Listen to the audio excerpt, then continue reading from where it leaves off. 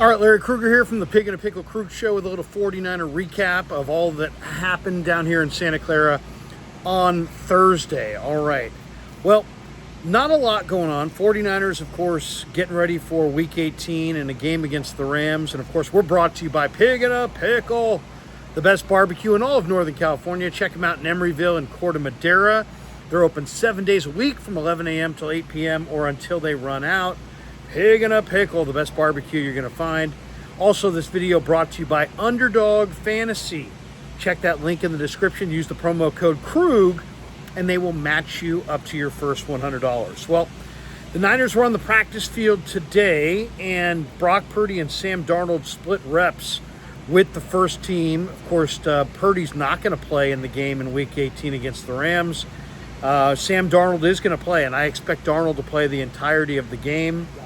The 49ers, they're an interesting team going into the playoffs at this point because they had some inherent disadvantages this year. Their opponents had a 20-day rest advantage on them. And yet, still, with that kind of rest disadvantage, the Niners had 11 double-digit wins. They had the best offense in the league. They had the second highest point differential behind only the Baltimore Ravens. So despite the fact they got the 20th least rest advantage among all the teams in the league, 49ers still had a hugely successful season.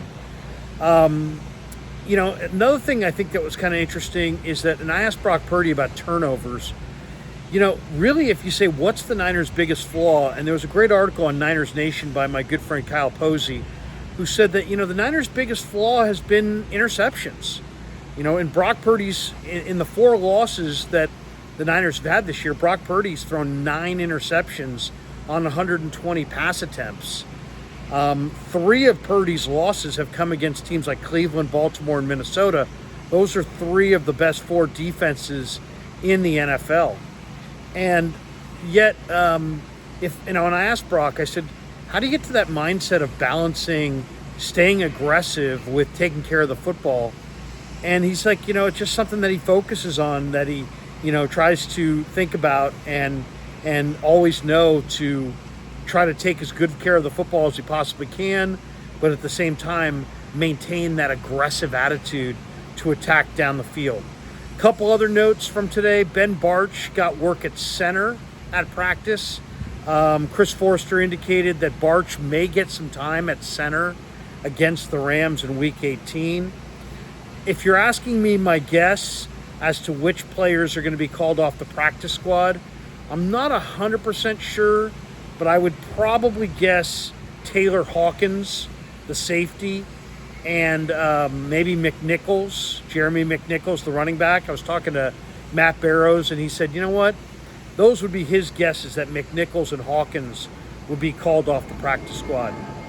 As far as Brock Purdy, he gets named to the Pro Bowl. He becomes the first 49er quarterback to be named to the Pro Bowl since Jeff Garcia was named to the Pro Bowl back in 2002.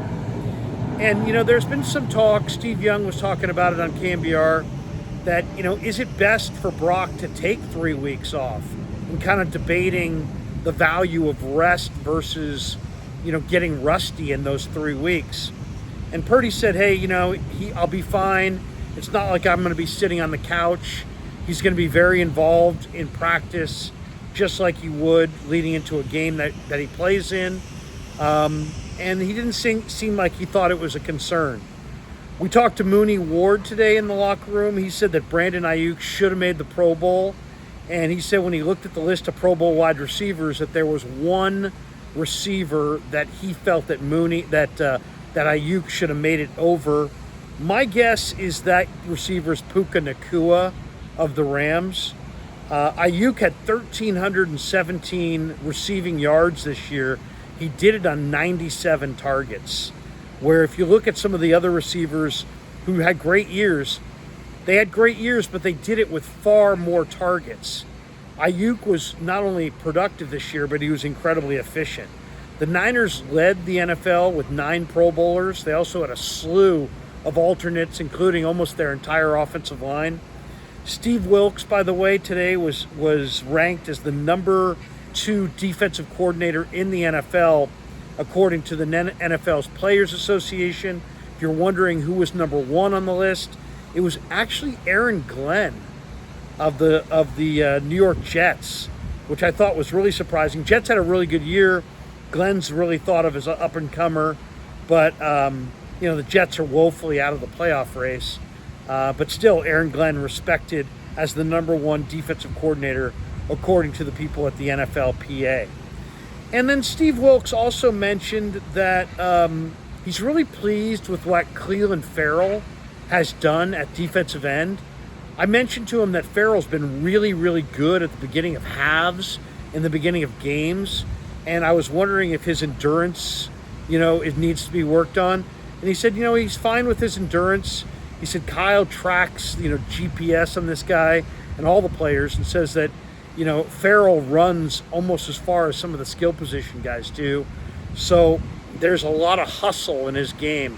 And I wouldn't disagree with that. I would just say that if you noticed Clelin Ferrell, he's been really good at the start of games and at the start of halves and at the start of drives. And that's just something to look for going forward. And one other non-49er note, the Ravens, there were some people who were asking, are the 49ers going to sign Dalvin Cook? Well, a lot of people thought the Ravens and the Cowboys would be the 2 NFL contenders that would show the most interest, because Dallas is a 1 running back team with Tony Pollard. Baltimore lost J.K. Dobbins early in the year, and then lost another running back, Keaton Mitchell, just recently. But the Ravens today signed Dalvin Cook. So Cook is now officially a Baltimore Raven, and he leaves the New York Jets, who waived him, and winds up on the Baltimore Ravens. So Dalvin Cook may or may not get a Super Bowl ring, but he's going to, if he gets it, it's going to be in Baltimore. So there you go. There's the news and notes from the NFL, from the 49ers day of practice here down in Santa Clara. We had a chance to talk to Steve Wilks, Chris Forster, Brock Purdy, and Sam Darnold. Darnold said he's really looking forward to getting out there on the field. He was asked by Eric Branch if he has any regrets on signing with the 49ers, considering the fact that he's rarely played this year. And, Darnold laughed and said, no regrets. And then I had a chance to go in the locker room. We talked to Mooney Ward, talked to George Kittle. I mentioned to Kittle how the 49ers almost, to a man, every single one of their weapons runs across the middle of the field like they own it. He said it's a mindset, and he loves that he's on a team that has that kind of a culture. And then I had an extended conversation with Javon Kinlaw. Kinlaw's in great spirits. He's getting ready for what he considered his first playoff action, even though he played in the playoffs last year, just because he's fully healthy and he's fully engaged and fully ready.